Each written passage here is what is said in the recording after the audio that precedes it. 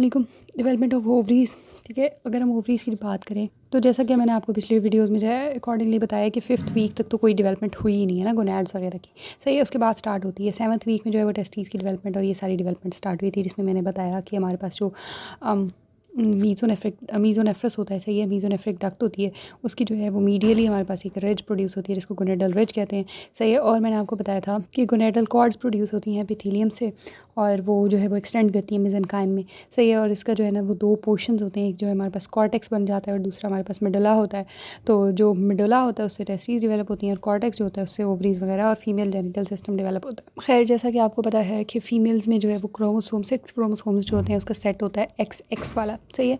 तो अगर XX है तो मतलब Y क्रोमोसोम तो है ही नहीं ना फीमेल्स में। Y नहीं होगा तो उस पर SRY जीन नहीं होगा, SRY जीन नहीं होगा तो हमारे पास TDF नहीं होगा, TDF नहीं होगा। TDF basically testicular development factor था जो टेस्टीज़ की डेवलपमेंट करा रहा था, सही है। मैं पिछले में सारा मेल जेनिटल सिस्टम की डेवलपमेंट में बता चुकी हूँ, ठीक है। अब हमारे पास है फीमेल जेनिटल सिस्टम, तो इसमें TDF तो होना नहीं है, ठीक है। अब अगर हमारे पास TDF नहीं है तो होता ऐसा है कि जो हमारे मेसेनकाइम में, मेडुला के मेसेनकाइम में जो हमारे गोनेडल कॉर्ड्स थे, ठीक है, वो मिडिला में एक्सटेंड कर गए थे ना, वहाँ पे जाके वो एक जो है वो रेटे ओवरे का नेटवर्क बनाते हैं, ठीक है, जो कि रेडिमेंट्री होता है। इसने जाके मिडिला ने भी डीजनरेट कर जाना है, रिग्रेस कर जाना है और रिटी ओवरी जो है वो भी डीजनरेट करके डिसअपेयर हो जाएगी, ठीक है।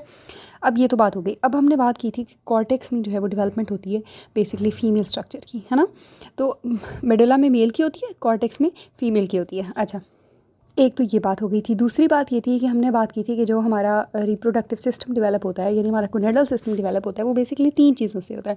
एक तो हमारे पास जो होती है वो होती है मीज़ोथीलियम, ठीक है। मीज़ोथीलियम बेसिकली क्या है, हमारी जो मीज़ोडर्म है उसकी एपिथेलियम को मीज़ोथीलियम कहते हैं, ठीक है। दूसरी चीज़ जो हमारे पास थी वो थी मेसेनकाइम, ठीक है। मेसेनकाइम ने सारे स्ट्रक्चर बनाने थे। और तीसरी चीज़ जो हमारे पास थी ना, वो हमारे पास थी प्रिमोर्डियल जर्म सेल्स, ठीक है, प्रिमोर्डियल जर्म सेल्स। सबसे पहले जो है देखते हैं कि किस तरह से जो है वो आगे सारा स्ट्रक्चर बनता है ओवरी का। ओवरी जो है ना वो 10th वीक तक हम उसको रिकॉग्नाइज़ नहीं कर सकते होते कि ये ओवरी है। खैर, होता ऐसे है कि हमारी जो मेसेनकाइम है ना, मेसेनकाइम के अंदर हमारा ऐसा होता है कि हमारे जो कॉर्टेक्स से जो कॉर्ड्स बनते हैं, किस चीज़ से बनेंगे ये भला, ये बनते हैं एपिथेलियम से, मीज़ोथीलियम से, ठीक है। मीज़ोथीलियम से जो कॉर्ड्स होते हैं वो आके प्रोजेक्ट करते हैं इनटू द अंडरलाइंग मेसेनकाइम, ठीक है। और जैसे जैसे जो है वो इनका साइज़ इंक्रीज़ करता जाता है तो ऐसा होता है कि ये अपने अंदर प्रिमोर्डियल जर्म सेल्स को लेते जाते हैं, ठीक है। प्रिमोर्डियल जर्म सेल्स इनके अंदर इनकॉर्पोरेट हो गए। फिर ऐसा होता है कि ये जो है बड़ी सारी कॉर्ड ये 16th वीक पर जो है वो टूट जाती है, ठीक है। टूट जाती है और छोटे छोटे स्ट्रक्चर्स बन जाते हैं, सेल के आइसोलेटेड स्ट्रक्चर्स बन जाते हैं, जिनके अंदर एक एक जो है वो ऊगोनिया होता है, एक एक जो है वो प्रिमोर्डियल जर्म सेल्स होता है, जर्म सेल होता है, ठीक है। इसको अब हम प्रिमोर्डियल फॉलिकल कहते हैं, ठीक है। ये हो गया हमारे पास एक मतलब हम कह सकते हैं कि ये हमारे पास जो है वो सारा नेटवर्क है, जो कॉर्टिकल कॉर्ड का स्ट्रक्चर था जो टूटा था, ये वो है, सही है। और इसके अंदर जो है वो हमारे पास ओगोनियम है, ठीक है। इस फॉलिकल को सराउंड किया होता है छोटे छोटे सेल्स ने, सही है, जिनको हम क्या कहते हैं, फॉलिकुलर सेल्स कहते हैं। ये जो फॉलिकुलर सेल्स होते हैं ये भी बेसिकली डिराइव हो रहे होते हैं हमारी उसी एपिथेलियम में से ना।